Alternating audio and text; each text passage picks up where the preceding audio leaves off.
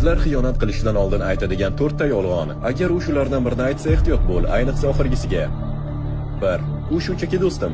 Yo'q, unday emas. Agar uni doimo himoya qilsa yoki tez-tez gapirsa, demak u allaqachon sening o'rningni hissiy tomondan egallayapti. 2. Menga vaqt kerak, narsalarni tushunib olay. Aslida u masofani ochyapti. Shunda boshqa variantlarni sinab ko'rsa ham o'zini aybdor his qilmaydi. Ko'pincha bo'sh joy degani u joyni boshqa kimdir egallagan. 3. Bugun juda charchadim.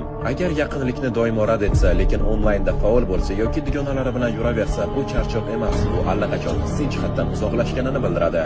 4. Bu eng katta qizil signal. Siz menga rostlanib ishonmayapsizmi? Bu gaslighting deyiladi. U sening sezgirligingni shubha ostiga qo'yadi, savol bermasligingni xohlaydi. Chunki ich-ichidan biladi, sen haqiqatdan ham to'g'ri topyapsan. Agar tepada aytganlarim to'g'ri bo'lsa, kommentariyada singan yurakcha qoldirib keting. Qizlar xiyonat qilishdan oldin aytadigan 4 ta yolg'on. Agar u shulardan birini aytsa, ehtiyot bo'l, ayniqsa oxirgisiga. 1. U shunchaki do'stim.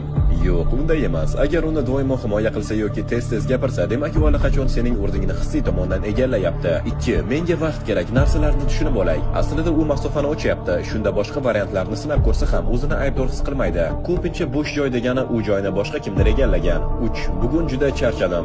Agar yaqinlikni doimo rad etsa, lekin onlaynda faol bo'lsa yoki dugonalari bilan yuraversa, bu charchoq emas. Bu allaqachon hissiy jihatdan uzoqlashganini bildiradi. 4. Bu eng katta qizil signal. Siz menga rostlanib ishonmayapsizmi? Bu gaslighting deyiladi. U sening sezgirligingni shubha ostiga qo'yadi, savol bermasligingni xohlaydi. Chunki ich-ichidan biladi, sen haqiqatdan ham to'g'ri topyapsan. Agar tepada aytganlarim to'g'ri bo'lsa, kommentariyada singan yurakcha qoldirib keting.